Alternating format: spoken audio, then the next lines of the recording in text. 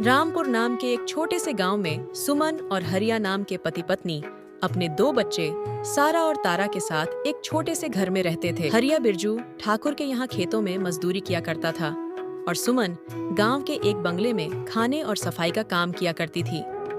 दोनों पति पत्नी खूब मेहनत और मुश्किलों से अपना और अपने बच्चों का पेट भरते थे। यूं तो हमेशा ही गांव में गर्मी का कहर रहता था, लेकिन इस साल तपन बहुत बढ़ गई थी, जिससे रामपुर गांव के लोग बहुत परेशान थे। दिन हो या रात, सभी लोग गर्मी से बेहाल थे। इस साल तो बहुत गर्मी है। इतनी तेज धूप में तो काम करना बहुत मुश्किल है।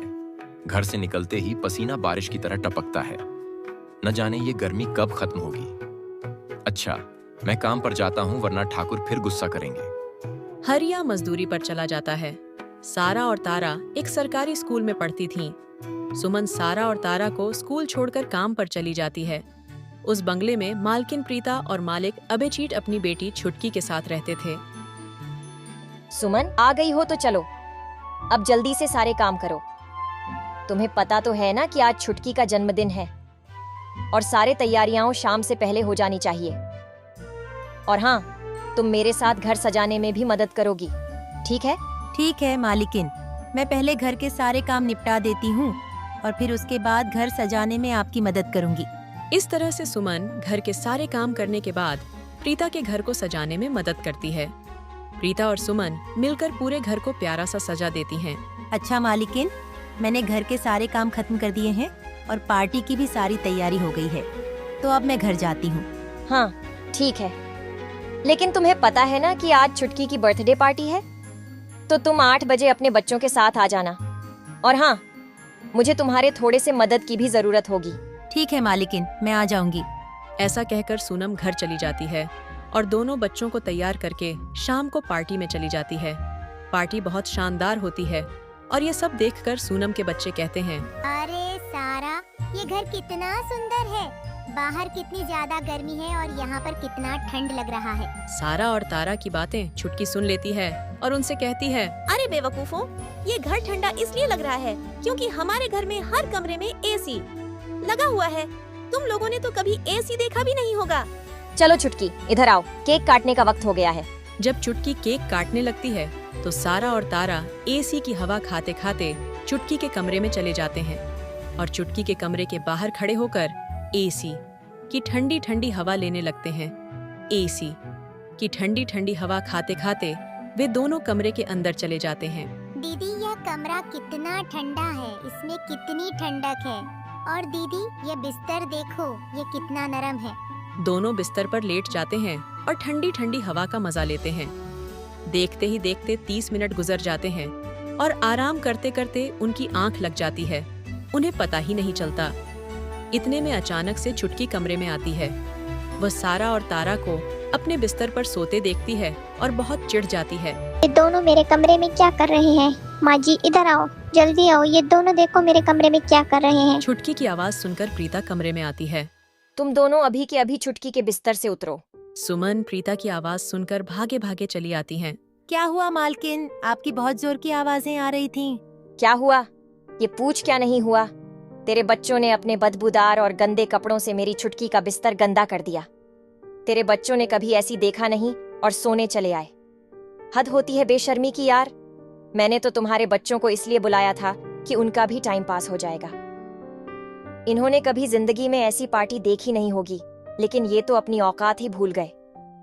ये हमारा घर है, कोई सड़क नहीं कि कोई भी भिखारी आएगा और हमारे कमरे में आकर सो जाएगा। तू इसी वक्त अपने बच्चों को लेकर यहाँ से निकल। और हाँ, कल से काम पर आने की कोई जरूरत नहीं। मालकिन, ऐसा जुल्म मत करें, बच्चे तो नादान हैं। मैं वादा करती हूँ कि आगे ऐसा गलती नहीं होगी। इसे मेरी पहली और आखिरी गलती समझकर माफ कर दें। मुझे काम से मत निकालें मालकिन, इसी काम की वजह से ही तो मेरा घर चलता है। ये तुम्हारा मसला है, मेरा है। अब से तुम यहाँ पर काम नहीं कर सकती। अब जाओ और अपने बच्चों के साथ मेरे घर से निकल जाओ। प्रीता सुमन को घर से निकाल देती है और आगे से काम पर आने से भी मना कर देती है। अब सुमन के पास कोई काम नहीं था और घर का सारा बोझ अब हरिया के कंधों पर आ गया था। अरे आज तो खाने बनाने के लिए तेल भी नहीं है और पैसे भी नहीं है, और जो तनख्वाह हरिया जी को मिली थी वो तो सारे घर खर्च में खत्म हो गई।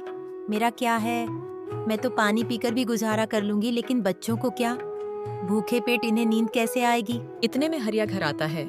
घर में राशन खत्म हो गया है और खाने के लिए कुछ भी नहीं बना है। कोई बात नहीं, खाना आज मैं अपने साथ लेकर आया हूँ। ठाकुर के घर पर आज दावत थी तो उन्होंने खाना बच्चों के लिए भी भेजवा दिया है। ऐसे तो उस रात सभी खाना खाकर सो जाते हैं। फिर अगली सुबह सुनाम फिर से अपनी मालकिन प्रीता के घर जाती है और उससे थोड़े पैसे उधार मांगती है। मालकिन, मेरे घर पर खाने के लिए एक रोटी का टुकड़ा भी नहीं है। आप कृपया मुझे थोड़े पैसे उधार दे दीजिए। तुझे देने के लिए मेरे पास वैसे पैसे नहीं हैं। तुझे तो मैंने पहले ही घर से निकाल दिया था। फिर तेरी यहाँ आने की हिम्मत कैसे हुई? अब जा यहाँ से और फिर कभी यहाँ मत आना बेकारी। प्रीता की कड़वे बातें सुनकर सुमन घर जाने लगती है। तभी उसे रास्ते में एक पोस्टर दिखाई देता है। उस पोस्टर को देखते ही वह रुक जाती है। समोसे बनाने वाली जरूरत है। सारे डिटेल्स जानने के लिए इस पते पर आ जाइए। समोसे बनाना मुझे आता है। अगर यहाँ मेरी नौकरी लग जाती है तो घर के खर्च के लिए कुछ पैसे मिल जाएंगे। ऐसा सोचकर सुमन उस पते पर चली जाती है। भैया, मैंने आपका पोस्टर देखा। आपको समोसे बनाने वाली की जरूरत है? हाँ जी, जरूरत तो है। क्या तुम समोसे बना लोगी? हाँ साहब, मुझे कई तरह के समोसे बनाना आता है, जैसे मिर्च का समोसा, पालक का समोसा और भी कई प्रकार के समोसे। तो ठीक है, तुम आज से ही काम पर लग सकती हो।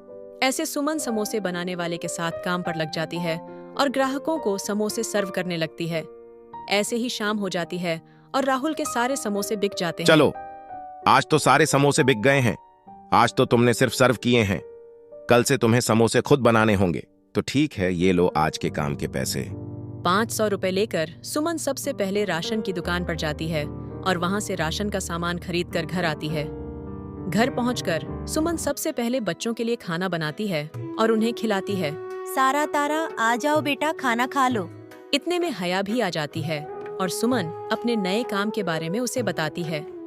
इस तरह से सब खुशी खुशी खाना खाते हैं।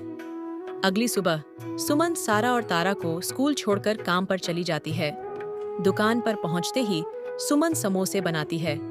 सुमन के बनाए हुए समोसे सारे ग्राहकों को बहुत पसंद आते हैं और वे सब सुमन के बनाए हुए समोसे की बहुत तारीफ करते हैं। और इसी तरह सभी ग्राहकों से सुमन के बनाए हुए समोसे की तारीफ सुनकर राहुल सुमन से कहता है, तुम्हारे हाथ में तो जादू है।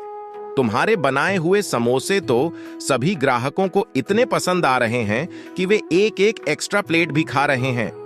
आखिर ऐसा क्या मिलाया है कि इतने मजेदार समोसे बनाए हैं?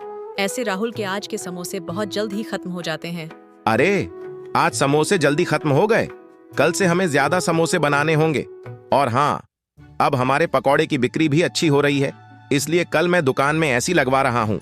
इससे ग्राहक ठंडी ठंडी हवा में समोसे का मजा लेंगे। अगले दिन राहुल अपनी दुकान में एसी लगवा लेता है और जैसा उसने सोचा था वैसा ही होता है। एसी लगवाने के बाद राहुल की दुकान पर ग्राहकों की भीड़ बढ़ जाती है। ग्राहक ठंडी ठंडी हवा में समोसों का आनंद लेते हैं। ऐसे ही आज भी राहुल के सारे समोसे जल्दी खत्म हो जाते हैं।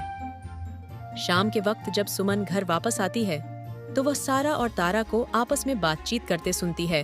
दीदी, उस दिन पार्टी में कितना मजा आ रहा था ना। कहाँ हम उस दिन एसी की ठंडी ठंडी हवा में बैठ रहे थे और कहाँ आज हम इस गर्मी में बैठे हैं।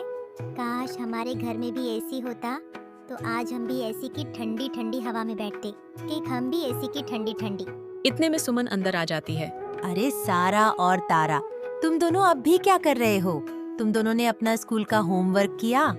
चलो जल्दी जल्दी अपना होमवर्क पूरा करो। मैं खाना बनाने जा रही हूँ। इसके बाद खाना खाकर जल्दी सो जाना। कल फिर तुम्हें स्कूल भी जाना है।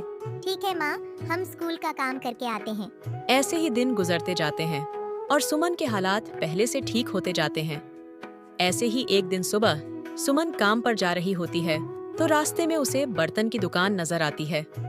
उस दुकान पर हर किस्म का सामान था, जैसे कूलर, पंखा, एसी। सुमन का ध्यान उस दुकान में रखे पुराने एसी की तरफ जाता है। भैया, इस एसी की क्या प्राइस है? ये 15,000 की है। यह तो बहुत ज्यादा है। ये ज्यादा नहीं है। मैंने तो आपको बिल्कुल मुनासिब कीमत बताई है। अगर आप किसी और दुकान से नया खरीदेंगे तो आपको 50,000 से कम नहीं मिलेगा। अच्छा, सही है, लेकिन ये चलता तो ठीक है ना? जी जी, बेफिक्र हो जाइए। इसकी गारंटी है, ये खराब नहीं होगा। अच्छा, सही है। लेकिन इसका सही सही प्राइस लगाओ। मैं इसे 9,000 दूंगी, इससे ज्यादा एक भी रुपया नहीं दूंगी। अगर तुम्हें देना है तो मुझे ये एसी 9,000 में दे दो। ठीक है, बताओ कहाँ लगानी है। सुमन उस आदमी को घर ले आती है। वो आदमी सुमन के घर में एसी लगवा देता है। एसी चालू करते ही ठंडी ठंडी हवा घर में फैलने लगती है और बच्चे भी इस ठंडी हवा का मजा उठाते हैं। वाह दीदी, क्या ठंडी ठंडी हवा आ रही है। ऐसा लग रहा है जैसे कि बर्फ में बैठे हैं। इतनी गर्मी में ये ठंडी ठंडी हवा कितनी मजेदार लग रही है। घर में एसी लगते ही बच्चे बेचारे बहुत खुश हो जाते हैं। हरैया भी घर आ जाता है। ओह, तो आखिर तुमने बच्चों की ख्वाहिश पूरी कर दी। कैसे न करती, आखिर इनसे बढ़कर कुछ भी नहीं है। ये तो मेरे जान है। एसी लगते ही बच्चे बहुत ज्यादा खुश हो जाते हैं और सुमन की कमाई भी बहुत अच्छी होती है। सुमन के समोसे सब लोगों को बहुत पसंद आते हैं और राहुल की दुकान पर ग्राहक हमेशा भीड़ में रहते हैं। इससे खुश होकर राहुल सुमन की तनख्वाह बढ़ा देता है और वे सब हंसी खुशी जिंदगी बिताते हैं।